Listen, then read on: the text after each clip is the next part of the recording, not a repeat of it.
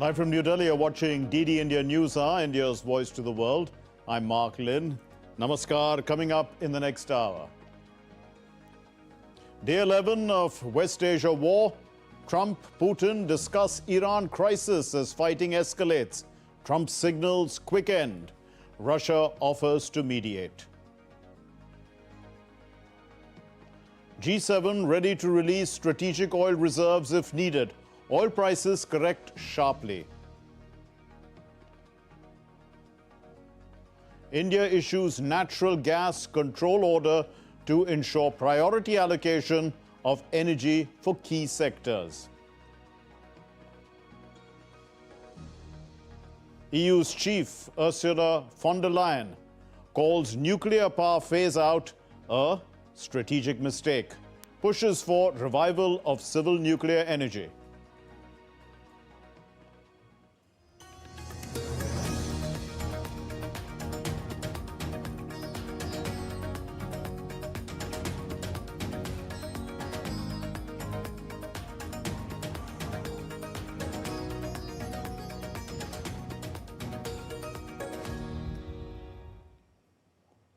As tensions in West Asia involving Israel, Iran and the United States as tensions continue to escalate, proposals of ending the conflict are making rounds. The US President Donald Trump and the Russian President Vladimir Putin also held talks on the crisis. Washington is signaling a further intensification of its military campaign. Here's more on the latest developments. Amid proposal of mediation to de-escalate the West Asia conflict as it enters its 11th day on Tuesday, United States made its intentions clear that American forces would go all out against Iran in the coming days. This came despite President Donald Trump's remark a while ago that war could end very soon. Today will be yet again our most intense day of strikes inside Iran. The most fighters, the most bombers, the most strikes. Intelligence more refined and better than ever. However, in a significant diplomatic development, Trump held a phone conversation with Russian President Vladimir Putin on Monday. The two leaders discussed the escalating conflict involving Iran, as well as prospect for peace in Ukraine. Trump later described the discussion as a very good call. I had a very good call with President Putin. We had a lot of people on the line from our side, from his side. We were talking about Ukraine, which is just a never-ending fight. But I think it was a positive call on that subject. And we obviously talked then about the Middle East. And he wants to be helpful. According to Kremlin foreign policy aide Yuri Ushavkov, the conversation lasted for about an hour and was initiated by US President. Ushavkov said President Putin presented a proposal aimed at achieving a swift settlement to the conflict involving Iran during the call. Donald Trump called Vladimir Putin to discuss a number of extremely important issues related to the current international situation. The focus naturally was on Iran conflict and on the US participated trilateral talks on the Ukrainian settlement. Speaking in an interview with American broadcaster, Iran's Foreign Minister Abbas Araghchi said Tehran would continue fighting as long as necessary. He added that Iran has had a very bitter experience negotiating with the United States. Israeli Prime Minister Benjamin Netanyahu said he hopes the Iranian people will eventually rid themselves of what he described as tyranny. Our aspiration is to enable the Iranian people to cast off the yoke of tyranny. Ultimately, it is up to them. But there is no doubt that through the actions taken so far, we are breaking their bones and there is more to come. If we succeed together with the Iranian people, we will bring about a permanent end to the extent that such things do not exist in the lives of nations. The Israeli military launched a new wave of airstrikes targeting Iranian capital, Tehran, and released footage of showing airstrikes on a financial institution linked to Hezbollah group. Israeli forces have also continued deploying troops near Israel-Lebanon border as part of their ongoing offensive against the group. In another development, an Iranian strike on a residential building in Manama, the capital of Bahrain, left one person dead and several others injured. Bureau Report, DD India. But global energy markets swung sharply on Tuesday after the US President Donald Trump suggested the US-Israel war with Iran could end sooner than expected. Oil, which has surged, in fact, nearly to three-year highs just the day earlier, they tumbled almost 7%.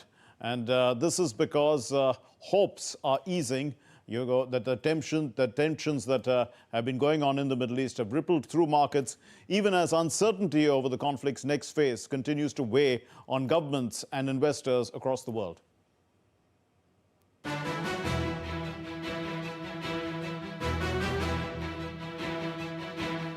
Global energy markets witnessed sharp swings as oil prices plunged and equities rallied after US President Donald Trump signaled that the US-Israel war with Iran could end sooner than expected. Oil, which had surged to near 3 years high on Monday, touching $119.5 a barrel, dropped nearly 7% on Tuesday. Brent crude futures fell by $6.75 to around $92 a barrel, reflecting hopes of easing geopolitical tensions. However, uncertainty remains high. Iran has warned that it could block Gulf oil exports, declaring that not a single liter of oil would be allowed to leave the region if the conflict escalates further. Europe remains on edge over the possibility of another energy shock similar to the 2022 crisis. Despite the tensions, European gas prices fell sharply by around 15% on Tuesday. G7 energy ministers said that they are ready to take necessary steps to support global energy supplies, including possible joint release of strategic oil stockpiles. Meanwhile, EU is opposing removing oil sanctions on Russia to cool energy prices. Russia stands to both gain and lose from war, with the Kremlin boosted by rising oil prices. On Monday, after dialing Russian President Putin, Trump's administration is considering reducing oil sanctions on Russia. Putin said that they are ready to work again with European customers if they want to return to long-term cooperation. The global ripple effects are already visible. Egypt has raised domestic fuel prices by up to 30%, citing exceptional global energy prices, while diesel prices in Spain have surged more than 20%. Energy giant Saudi Aramco has warned that prolonged conflict could severely disrupt global oil markets and stress the urgent need to reopen the Strait of Hormuz shipping route. T20 Triparti's report for DD India. And Prasar Bharati special correspondent Vinod Kumar is joining us from Dubai. Vinod, how are policymakers and energy analysts in the UAE reading today's sharp, swing in oil prices, sharp fall actually, and its impact on the Gulf economy? See, Mark, the current volatility is driven by the severe disruption of shipping through the Strait of Hormuz enabled by the Iranian government. And this is being treated as a high-stakes stress test for all the Gulf economies, not only UAE. And the Gulf is shifting from a wait-and-see approach to active crisis management. The focus is now on three main critical pillars. One is protecting liquidity, and the next is managing the local infrastructure risk and long-term fiscal stability. On a fair weather day, these price upswings are simple revenue windfall. Instead, now they are managing them as a significant risk premium that threatens long-term stability. When I mentioned infrastructure risk, yesterday the Babco oil facility in Bahrain was taken offline by a drone attack. The Qatar LNG plant has shut down again due to drone attack. Today in the UAE, the ADNOC facility at Ruwais in Abu Dhabi was also taken offline as a precautionary measure due to a fire caused by a drone attack. So there is significant risk premium, significant infrastructure risk associated with this oil delivery as well as the pricing mechanisms here. And second is prioritizing the supply chain continuity. The primary goal is the preservation of export channels. With tanker traffic completely at standstill, the immediate priority is finding operational workarounds to ensure that not only UAE but all the partner countries of GCC get global energy imports. Yesterday, after the Babco attack, for the first time ever, Bahrain has issued the force majeure clause as for their legal protection. And interestingly, yesterday, US President Donald Trump made a statement that captains of the ship should show some guts and navigate through the channels. But that is not how oil is praised. They're praised not by the ships, the bravery of the captain of the ships, but by the analysts and actuaries sitting in New York, New Delhi, and Mumbai. So let me give an example. The current stable prices of oil was around $60 to $65. Even that low price is high when compared to the risk premium due to the Houthi attacks which happened a couple of years back. Even that risk premium has not come down even after 2 years. So Okay. any hit on the infrastructure or on the fiscal policy of these countries will have a long-term upswing on the True. price of oil. So, Vinod, let's bring India into the picture. Given India's dependence on, Gulf energy supplies, how are these market movements and geopolitical tensions expected to influence India's import costs and also the broader energy security outlook? Okay, so this is something that India has been anticipating for a quite some time. We have made our own strategic reserves in several places like Visakhapatnam, Mangalore, and Padur. We moved away from the complete total Hormuz dependency to dependency of oil from across the world. Approximately only 40% of India's crude oil is traveling through the Strait of Hormuz. This is actually single largest vulnerability. In response, India has made aggressive diversifying sourcing over last decade, with other 70% coming from Central Asia, from West Africa, from United States and Russia.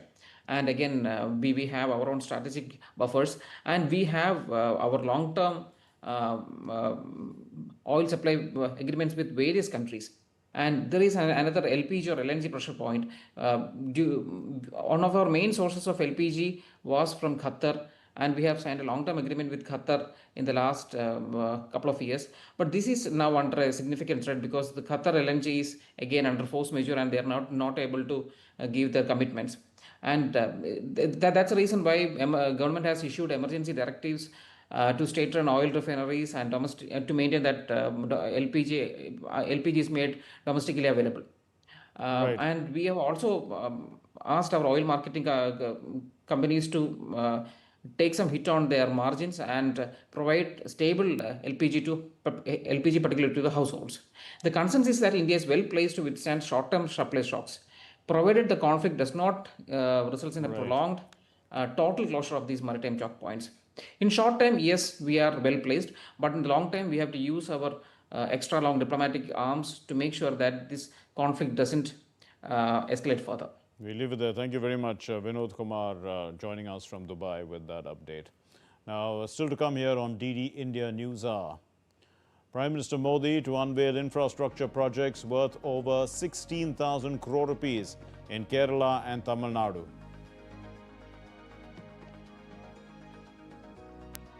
Supreme Court says the time has come for a uniform civil code.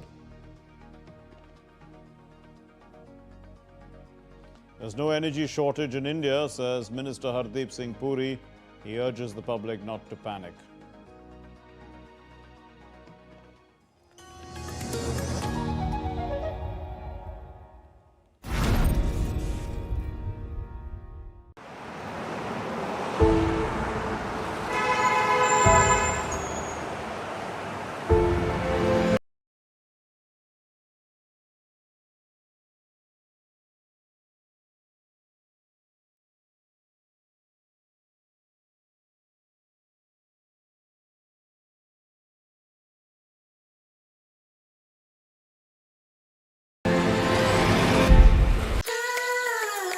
The land of forests, nature's hidden jewel.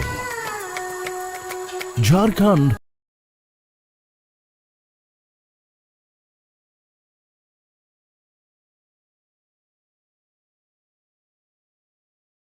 is a traveler's paradise.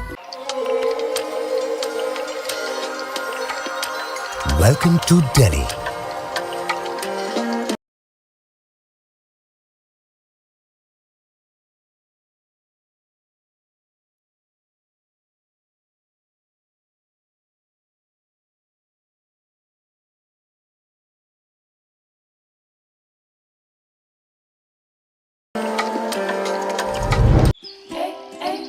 One of India's newest states. One of India's oldest lands.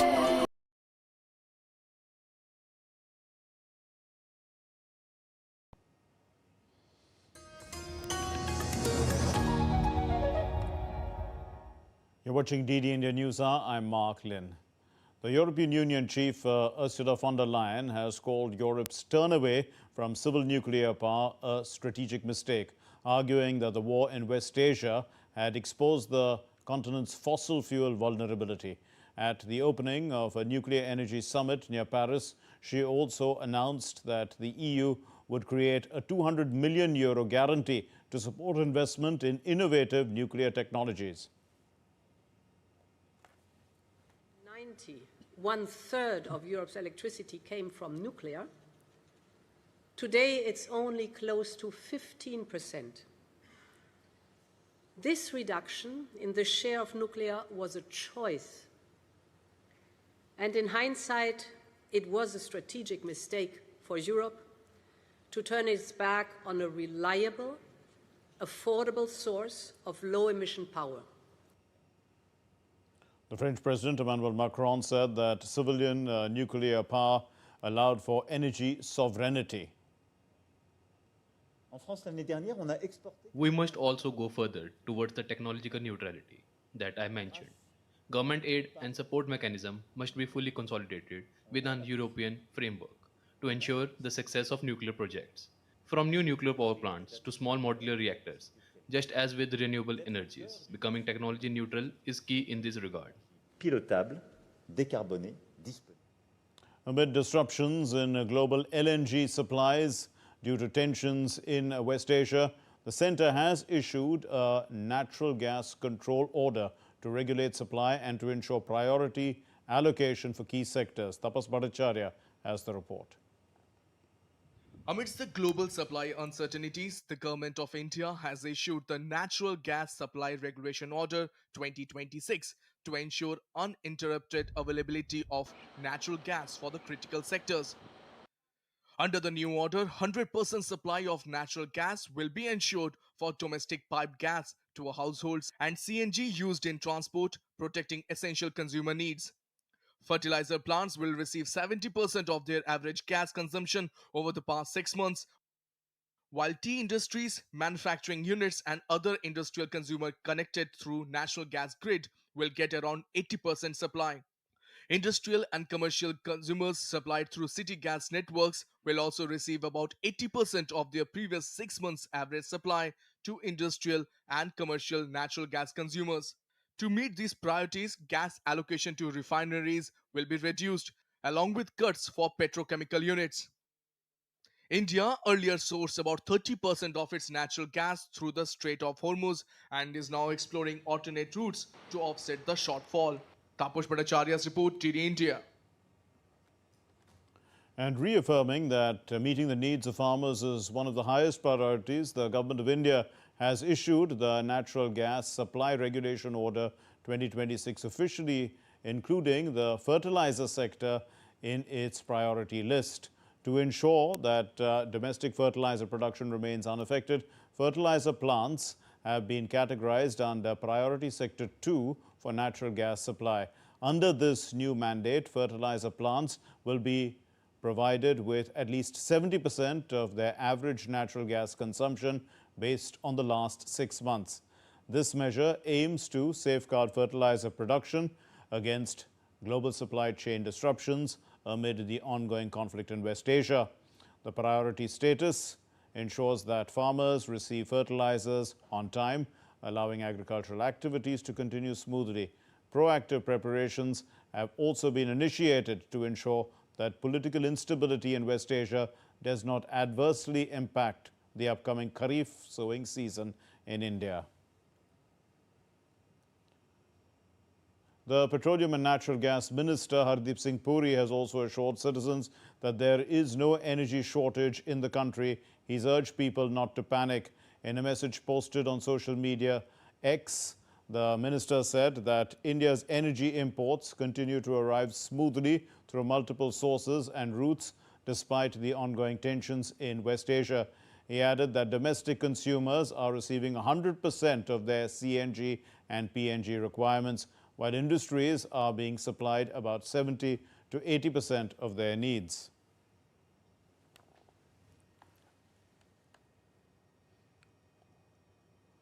Prime Minister Narendra Modi is set to visit Kerala on the 11th of March to inaugurate and lay the foundation stone for, several major development projects.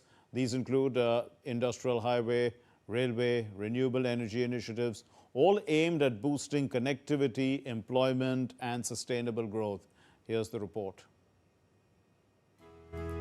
Prime Minister Narendra Modi is visiting Kerala on Wednesday.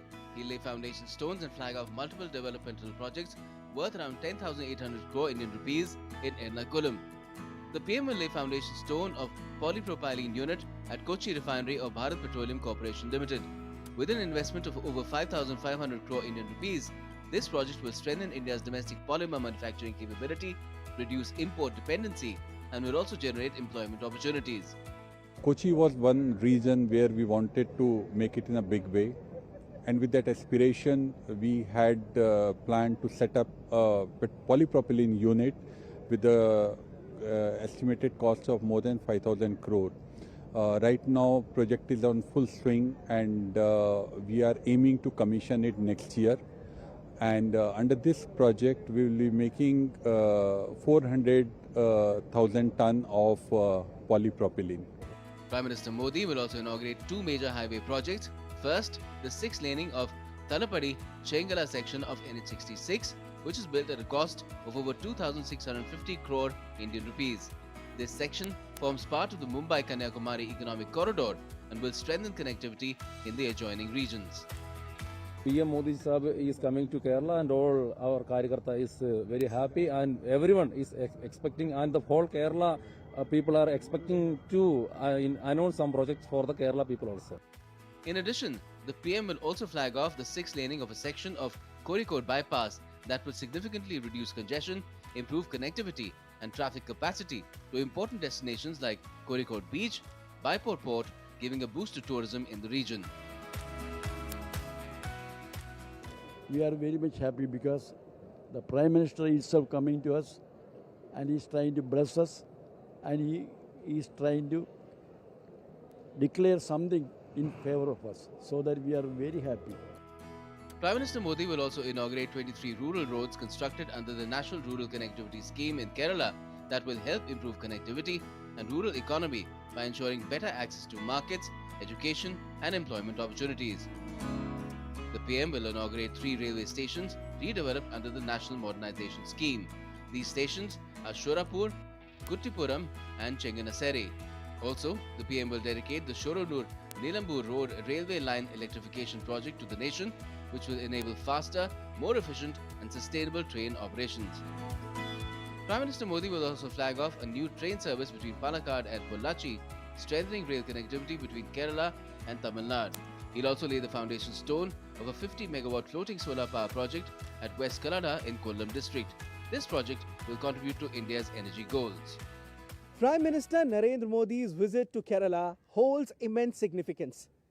It is expected to give a push to rail and road infrastructure while boosting connectivity in the region, further giving momentum to India's vision of Viksit Bharat 2047 or Developed India by 2047.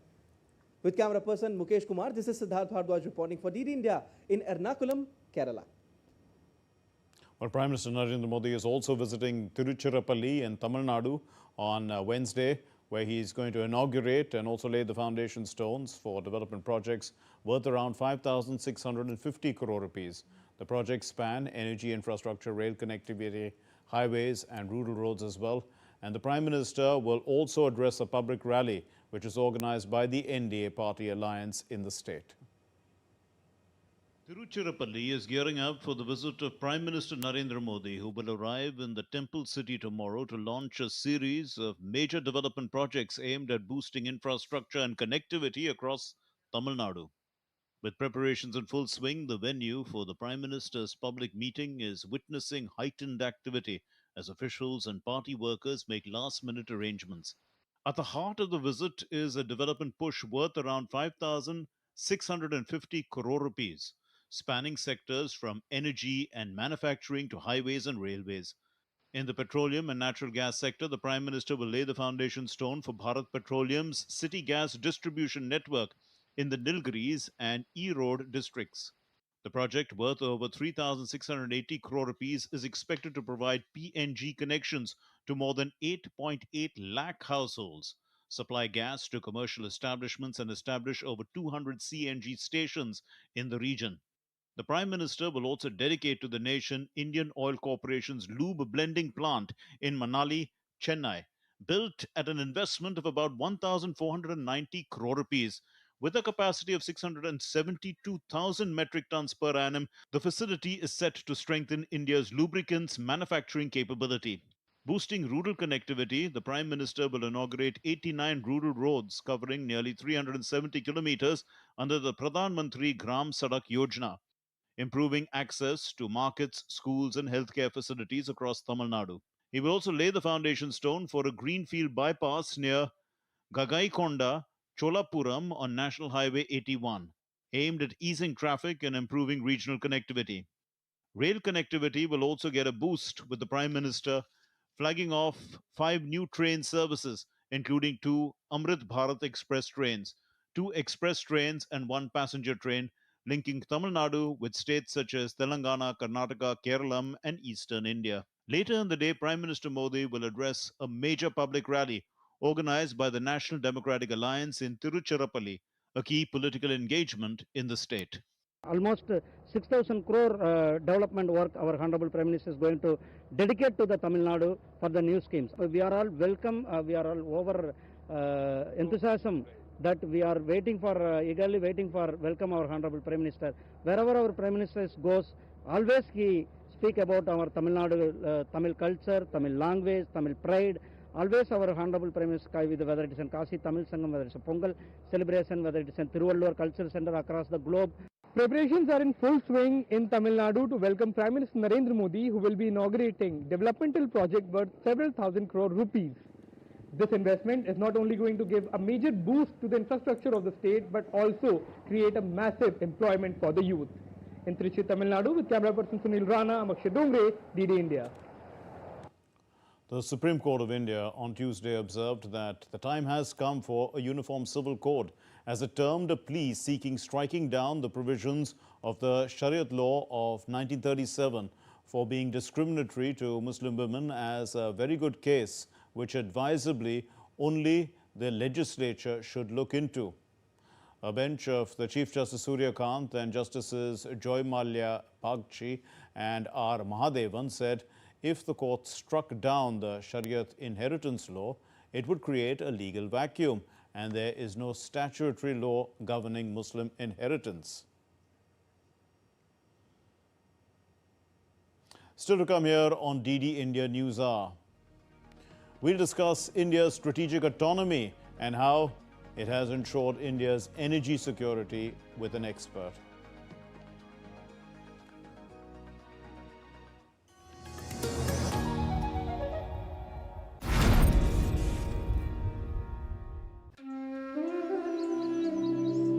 Take a front seat to witness the grandeur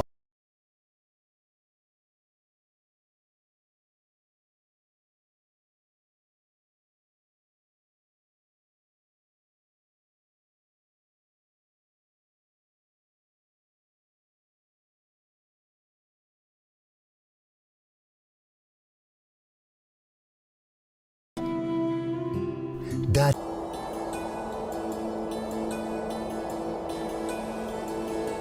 Gar Firdaus Barruez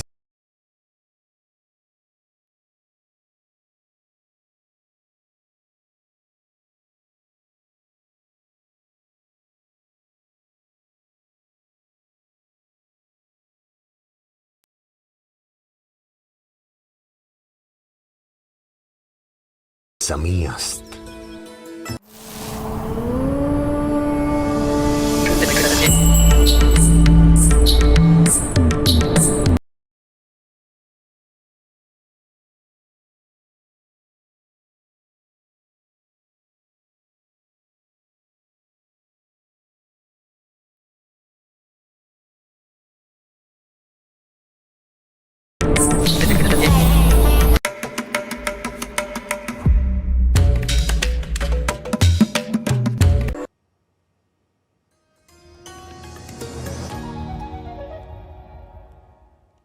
You're watching DD India News Hour. I'm Mark Lynn. Here's a recap of our main stories.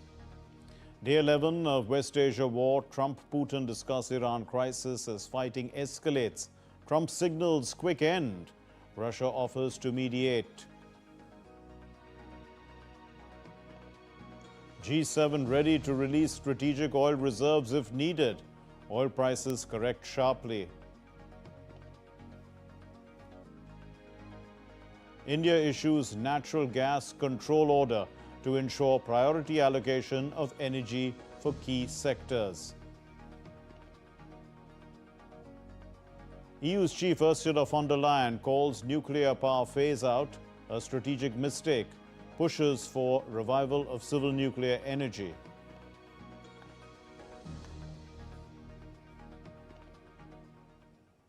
Well, certain narratives around oil and LPG crisis overlook India's strategic strengths.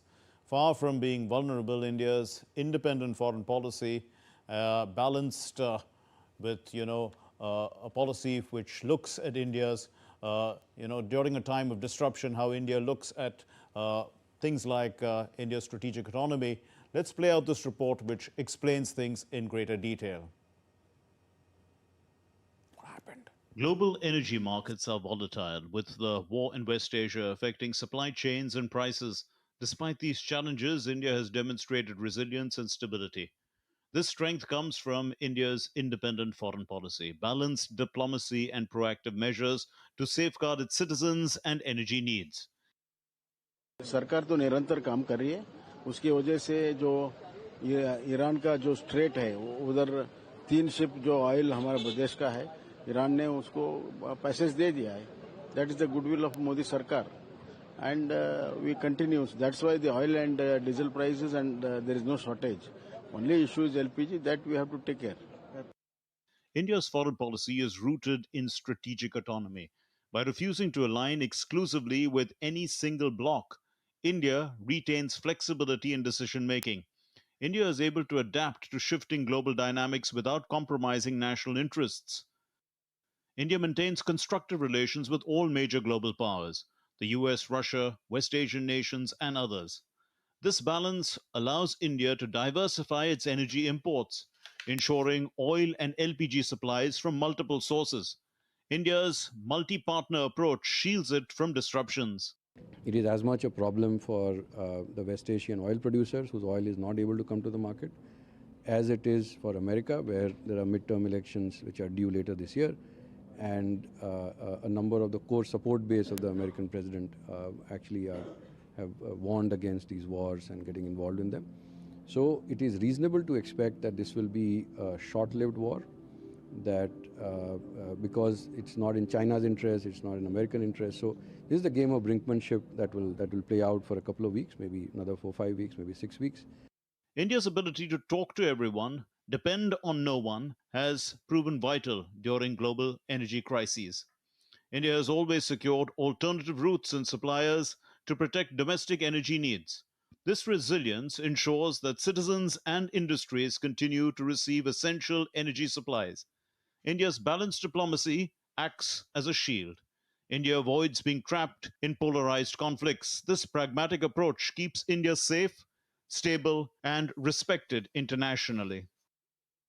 From India point of view, I think we would not get too much of impacted, given the fact that one, at every time when this kind of issue happens, India has found solutions in whichever way it can be, and the best outcome always come from India. As the best time it comes as a winner after every crisis. Therefore, I would assume, I think Indian government, the way they are dealing with the current situations, I think we'll be able to actually manage these things much better.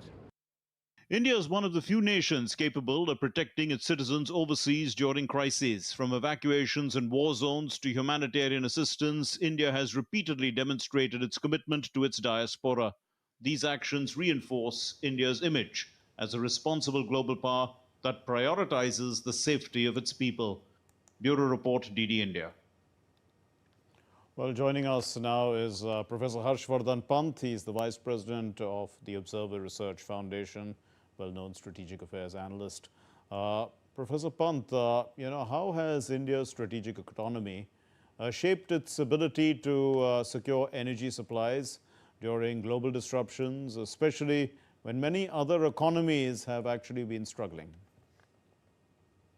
Yes, Mark, it has been, I think, a very significant vote of confidence in India's policy. If you see the last few years, which have been full of conflicts, crises, wars, and despite that, we look at if you look at the Russia-Ukraine war, where India managed to have open ties, open channels of communication open with both sides. And it helped in India not only in bringing out its citizens, evacuating its citizens, but also in some ways continuing to keep the oil prices in check at home and continue to expand the economic trajectory that India is set on at the moment. Similarly, in today's crisis, we see India is well cushioned in terms of how it is, reacting, and in terms of the crisis that is now across the world, countries are facing a very critical situation. So India's strategic autonomy has allowed India to develop these partnerships and multiple partnerships at the same time, which are issue specific, but at the same time they give India the space to maneuver vis-a-vis the other side. And I think that has been India's strength, and that has been, I think, India's certainly that has allowed India to pursue its vital interests in this case, energy security, quite confidently. And indeed, Professor Pant, also in what ways has India's sourcing, across different regions, different suppliers, different types of energy as well, how has this helped supporting the global south countries? I think this is in some ways the dynamic that India was, when India was under pressure during the Russia-Ukraine war. One of the points that India made was that India's buying of Russian oil actually keeps the global energy market in balance. Otherwise, if India was not buying Russian oil at that point in time, the prices would have gone through the roof, and that would have impacted, in particular, the developing world, which faced acute food, fuel, fertilizer crisis in the early days of the Russia-Ukraine war. So in some ways, what India was doing was providing a global good, in not only pursuing its interests, but also in pursuing those interests, keeping the wider energy market in balance.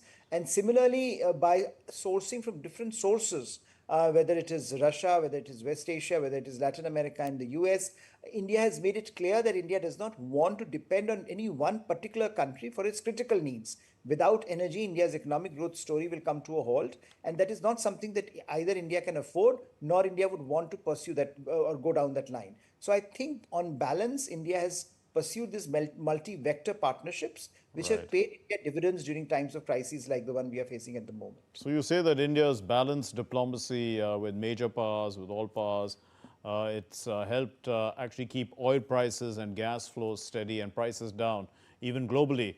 But how has this really, in a sense, helped, let's say, oil prices across the world, and especially even in countries which are oil-producing nations? How does it really affect the flow?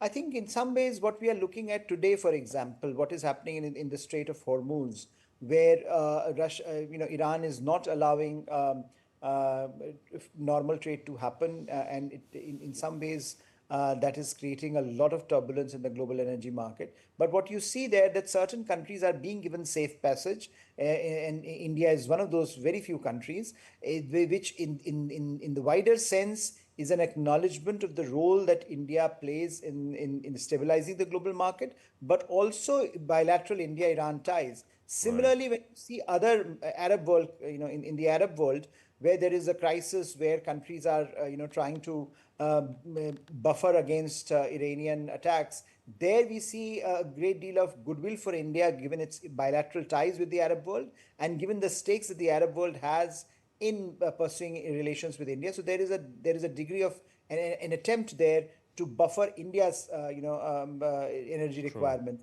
So in that sense, I think India's wider, not only bilateral relationships, but wider global activity is having a positive impact on the global energy market and global energy supplies. Professor Pant, how has strategic autonomy also helped India build strategic reserves to expand its own infrastructure? and even invest in renewables? I think that has been if you look at the last decade, it has been a very big success story for India, where India's energy matrix has diversified across geographies and across sectors. So when you look at how the fossil fuels and renewables, the kind of role that they are playing, India's capability in developing the solar market, for example, the solar energy sector in particular, has been a remarkable success story where India is now widely cited as a country that is doing a lot of things that are in the right direction, where a large part of the rest of the world is moving in the opposite direction. So there is certainly the partnerships that India has maintained with countries, whether they are the European powers, the US, Russia, or then in fact also China. In some ways, the EV market, the EV sector, the solar sector, where India is to a certain degree reliant on Chinese imports. True. There also we have seen how building ties with China has allowed India to develop its own renewable sector. Of course, over a period of time, India would want to be self-reliant, but in the short term, those partnerships allow India to build capacity at home, which I think is the need of the hour in critical areas like energy and renewables. And looking ahead, Professor Pant, does India's strategic autonomy also position it as an example of how to navigate energy shocks? And, after all, India is rising as a power, and its energy demand is also rising on the path to becoming Viksit Bharat. Absolutely. I think India stands out as an exemplar in some ways for many countries, and particularly I think the developing countries. If you see the model that they are following, they are increasingly not ready to give veto to any one country over their energy needs. And that is something that India's core foreign policy approach has been, that when it comes to India's core interests, no country should be allowed to have to dictate to India what India needs to do. And therefore, despite the West, despite US and Europe decrying India's ties with Russia, India continued to maintain those ties with Russia. And today we see how interesting it has become. Like, the US president is talking to Russian president and they are discussing station crisis. It in some ways is an acknowledgement that India's ability to navigate multiple partnerships and India's desire to keep those channels of communication open remains a core driver of Indian foreign policy, and also in some ways a policy that others should emulate. So I think this is now the template that most developing countries in particular would be following, particularly in core, when it comes to core national interests like energy security. We leave it there. Thank you very much, Professor Harshvardhan Pant. Thank you for putting all that into context for us. Important points raised by Professor Pant there, especially about prices, how prices remain stable because of India's strategic autonomy. India buying from different sources allows the flow of energy, to continue, the supply chains to continue uninterrupted in a sense, and that brings down prices. Still to come here on DD India News Hour. Nepal counting nears completion. RSP is set to choose its leader, the next Prime Minister. BCCI announces cash reward of 131 crore rupees for the entire World Cup winning team.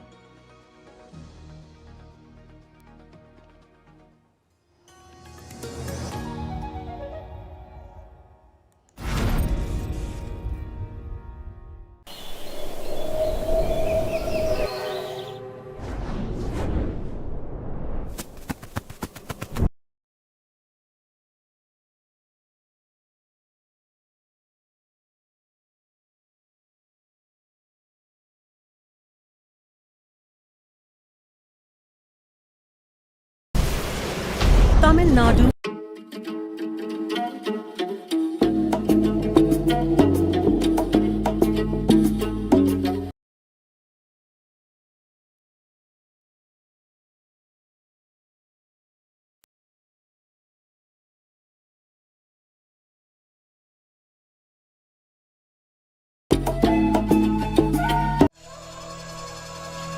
Open your mind to a whole new world.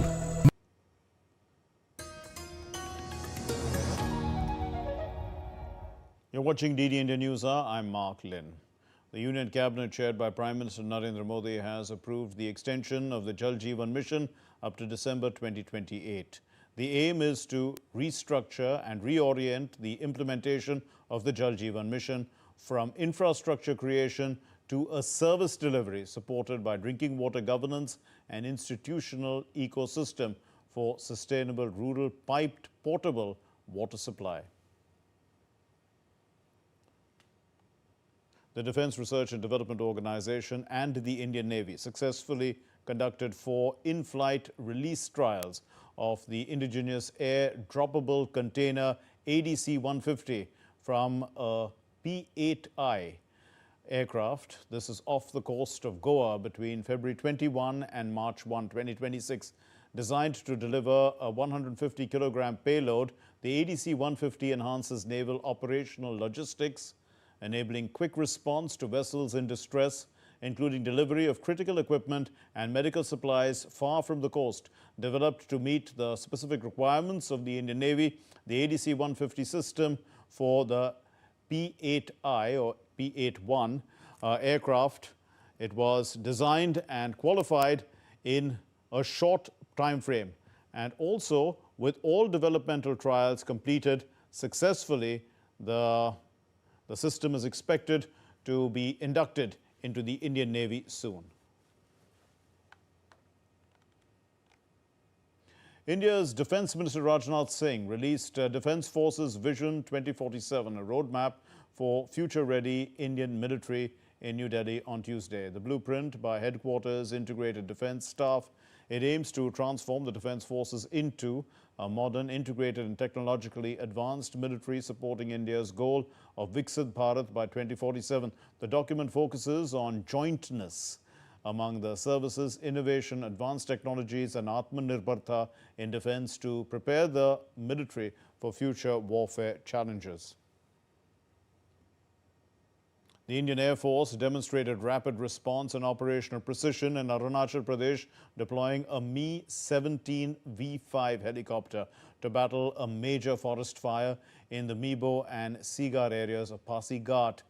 Now, over multiple sorties, the Indian Air Force, it released 66,000 litres of water to contain this blaze and also to protect nearby habitations. The swift action helped prevent the fire from spreading further and also safeguarding local communities.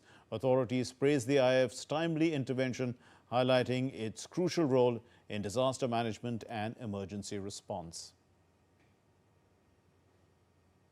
India's largest airline, IndiGo, has announced that its Chief Executive Officer, Peter Elbers, has stepped down with immediate effect. This move comes months after multiple schedule disruptions led to temporary operational challenges at airports in India. In a stock exchange filing, the parent company Interglobe Aviation said that the managing director Rahul Bhatia will take interim charge until a new CEO is appointed. The leadership change follows widespread criticism over schedule disruptions and delays late last year, which affected thousands of passengers during peak travel periods. India is supplying around 5,000 metric tons of diesel to Bangladesh through the Bangladesh-India Friendship Pipeline. The pumping of the fuel began on Tuesday from Assam, with the diesel expected to reach Dinajpur in Bangladesh by Wednesday evening. The cross-border pipeline ensures faster, safer and more cost-effective fuel transport, replacing the earlier system of delivery by rail wagons. Officials noted that the supply comes at a crucial time as well, strengthening energy cooperation between the two nations amid global oil market volatility. In the latest updates from Nepal elections, counting for the 165 seats which is under the first past the post system, that's complete, and the counting for the proportional representation continues, almost complete, 90% complete. Rashtriya Swatantrata Party has won in 125 constituencies. Nepali Congress has won 18 seats. UML has won 10 seats. NCP won 8 seats. The RPP won 1 seat. Shram Sanskriti Party won 3 seats. An independent candidate has won a seat. The Election Commission had completed the counting of approximately 90% of the votes cast under the proportional representation system, and so far 6 political parties have crossed the threshold for the proportional representation, which is 3%, and the RSP is leading by a significant margin. Any party that crosses that threshold of 3% gets valid votes. The RSP is the largest winner in March 5 elections. The RSP has to choose its parliamentary party leader, and during the election campaigning, the RSP had gained votes, in fact, by promising that Balendra Shah would be its prime minister. If the RSP continues to keep that promise, Balendra Shah would become the youngest prime minister of Nepal.